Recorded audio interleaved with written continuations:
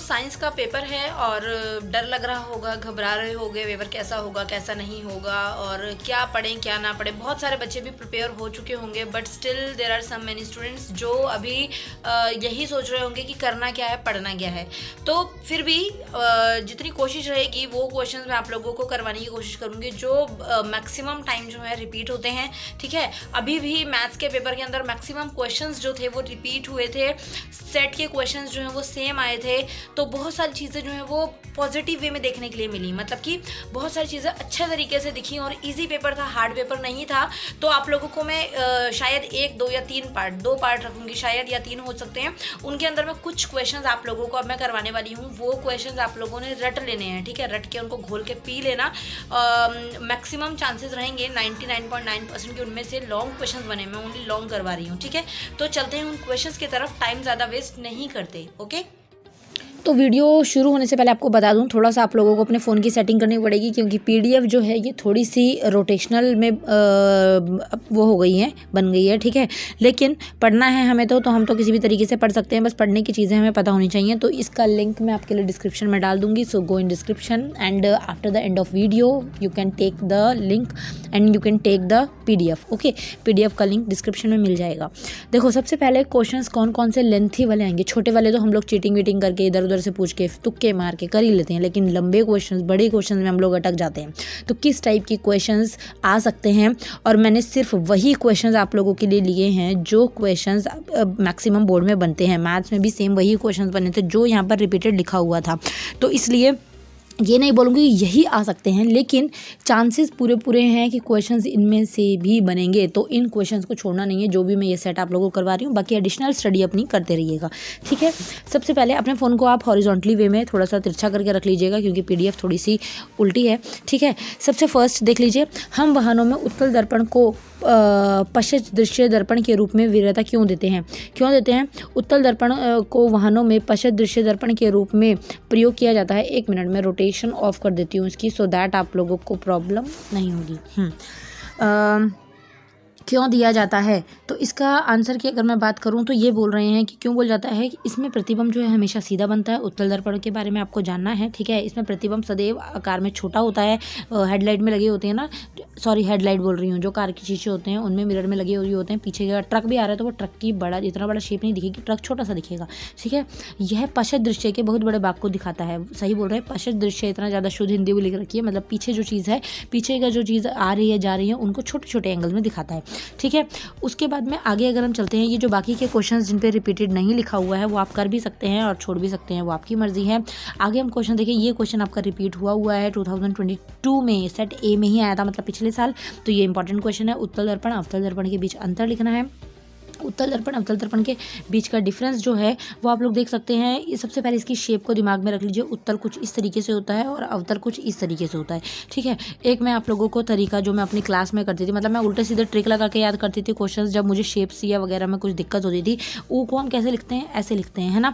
तो ऊ लिखने का तरीका आप लोगों को देख लेना है और उसी का जो उल्टा है वो अवतल दर्पण बनेगा, ऐसे। ठीक है, मतलब उल्टा सी बनेगा, आप इस तरीके से भी याद कर सकते हैं। ठीक है ना, तो इस तरीके से थोड़ा सा ट्रिक लगा लेना, जहाँ पे भी कन्फ्यूजन होती है खुद की ट्रिक बना सकते हो आप लोग। इतने ज़्यादा हम लोग नालायक नहीं हैं कि हम ये चीज़ें नहीं कर सकते। ठीक है, सब हो जाता है।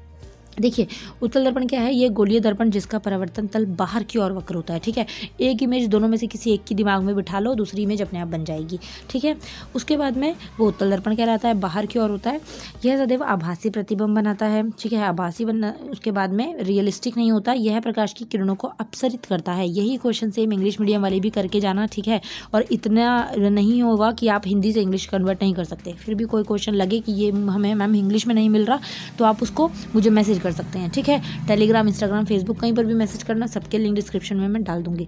अवतल दर्पण के अंदर एक गोलीय दर्पण जिसका परावर्तक तल अंदर की ओर होता है अवतल दर्पण कहलाता है। यह अधिकतर वास्तविक प्रतिबिंब बनाता है। तो इस तरीके से ये आपका डिफरेंस रहेगा, इसको आप पढ़ लेना। इसका लिंक मैं डिस्क्रिप्शन में डाल दूंगी पीडीएफ का। ठीक है, उत्तल लेंस और अवतल लेंस के बीच अंतर स्पष्ट करो। अब यहाँ पर अंतर स्पष्ट करना है, मतलब कि दोनों में डिफरेंस क्या है। ठीक है, लेंस है यहाँ पर, ये आपका दर्पण था मतलब शीशा मिरर, और ये लेंस है, ठीक है। तो इन दोनों के लेंस को भी आपने पढ़ लेना है, मतलब कि अंतर को आपने पढ़ लेना है। और उसके बाद में कुछ इस तरीके के आपको न्यूमेरिकल देखने के लिए मिल सकते हैं, तो न्यूमेरिकल अगर कर सकते हो ठीक है, वरना रट लो, फ्री के नंबर दिलाते हैं ये, अगर आपको छोटा सा एक फॉर्मूला याद करना होता है, ठीक है। देखो यहाँ पर आपको क्या बोला हुआ है, अपवर्तनांक दिया हुआ है, ठीक है।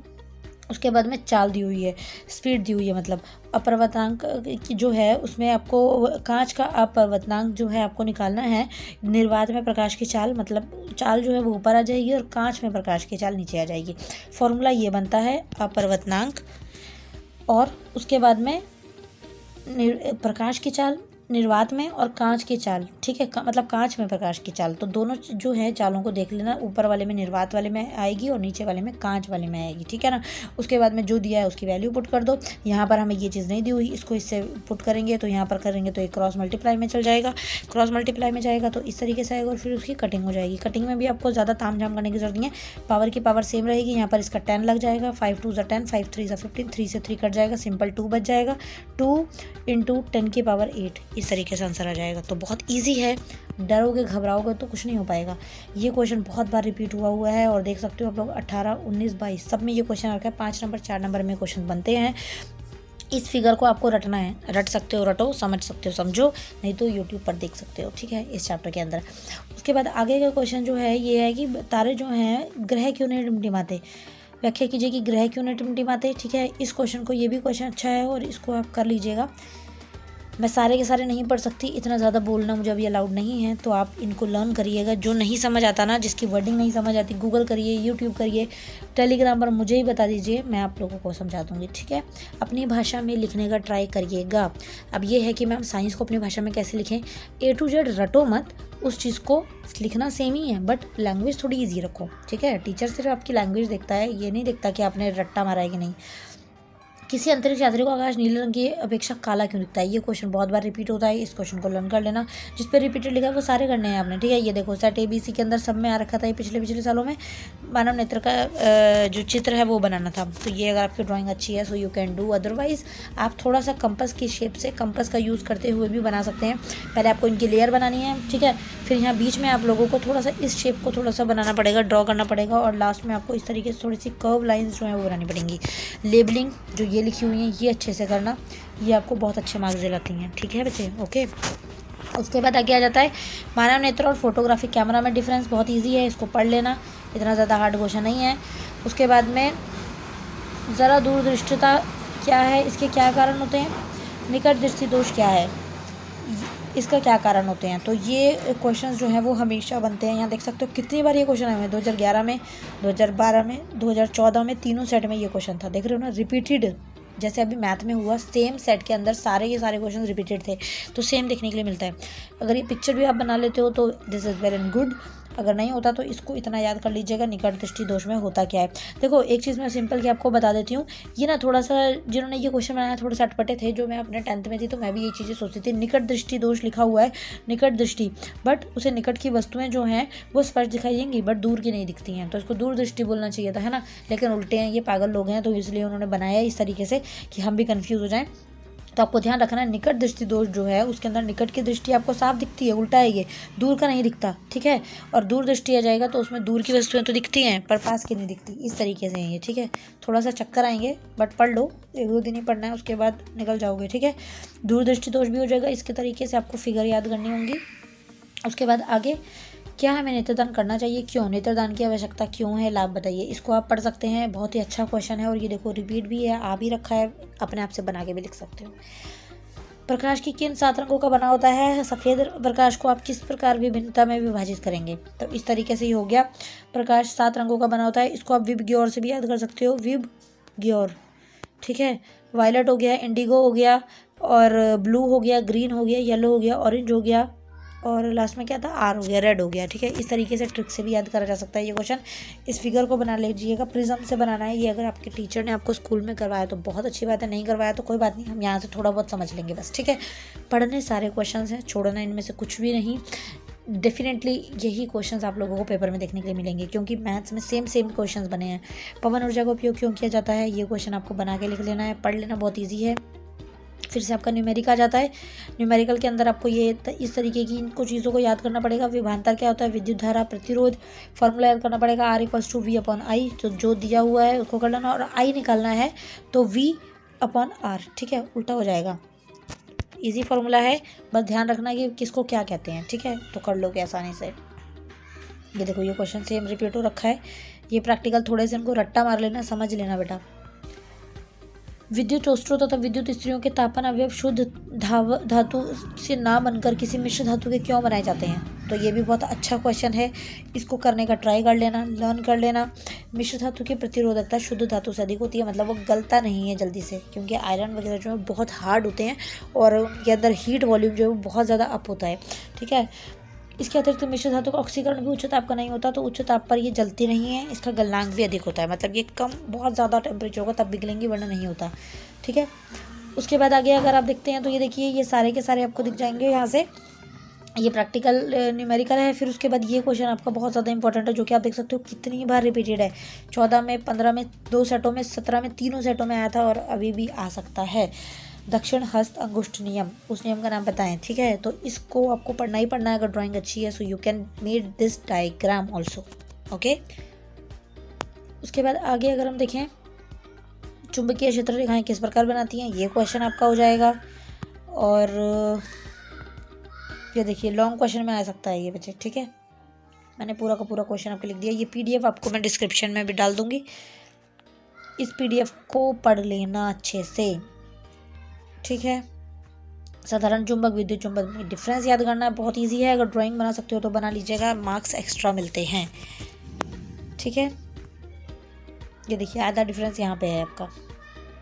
उसके बाद आगे, विद्युत जनरेटर किस ऊर्जा को किस ऊर्जा में परिवर्तित करता है, ये क्वेश्चन सबके रिपीटेड है। देखो A मतलब बहुत पहले आ रखे हैं, तो इनमें से भी क्वेश्चन बन सकते हैं। सिर्फ आपको याद करना है कौन सी जो ऊर्जा है वो किस एनर्जी में कंज्यूम होती है और ट्रांसफ़र होती है, ठीक है।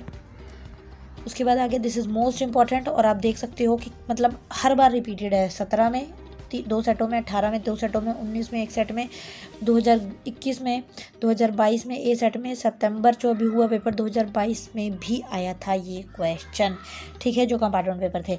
विद्युत मोटर, मोस्ट इंपॉर्टेंट क्वेश्चन, इसको रट्टा मार लो, डायग्राम को समझ लो अच्छे से, और यहाँ पर इसके आगे आपको डेफिनेशन मिल जाएंगी, इसके आगे इसका एक्सप्लेनेशन मिल जाएगा। इनको समझो, पढ़ो और याद करो, ठीक है।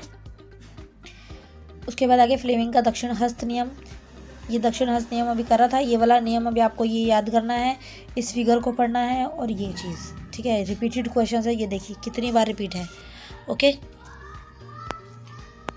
फ्यूज़ क्या है, फ्यूज़ तार के 2 लक्षण बताने हैं, दक्षिण हस्त नियम हो गया, ये वाला पढ़ लेना। उसके बाद में विद्युत जनित्र, मतलब कि जनरेटर आ जाता है, इसको देख लेना, और ये भी आपका रिपीटेड क्वेश्चन है। कितने बार रिपीट क्वेश्चन है ये देख सकते हो आप लोग। 17 BD 18 में भी आया है, 19 में भी आया है, सैम्पल पेपर 2019 में है, अभी भी ये क्वेश्चन आया था। मतलब मोटर और जनरेटर में से एक क्वेश्चन आता है, ठीक है। ये इतना ज़्यादा बड़ा देख के ना तुम्हें हार्ट अटैक आ रहा होगा, अरे यार इतना बड़ा है, हम कैसे याद करेंगे। पढ़ के तो देखा करो। अभी मैं तुम्हें बाहुबली की स्क्रिप्ट लिखने को दे दूँ ना कि उसमें क्या हुआ था, या फिर कोई भी तुम्हारी फेवरेट पिक्चर हो उसका स्क्रिप्ट बोल दूँ कि बताना किसी को इसमें क्या हुआ था, पूरी स्क्रिप्ट ऐसे मुँह ज़बानी सुना दोगे, क्योंकि तुमने उसको पढ़ लिया है, उसको देख लिया है, समझ लिया है। इन चीज़ों को भी पढ़ने की ज़रूरत है, पढ़ लो। अंदर की जो स्टेटमेंट है वो अपनी भाषा में थोड़ी थोड़ी लिख देना, डायग्राम सही बना लेना, ऊपर की कुछ लाइन सही लिखना, नीचे की कुछ लाइन सही लिखना, मार्क्स मिल जाएंगे, ठीक है।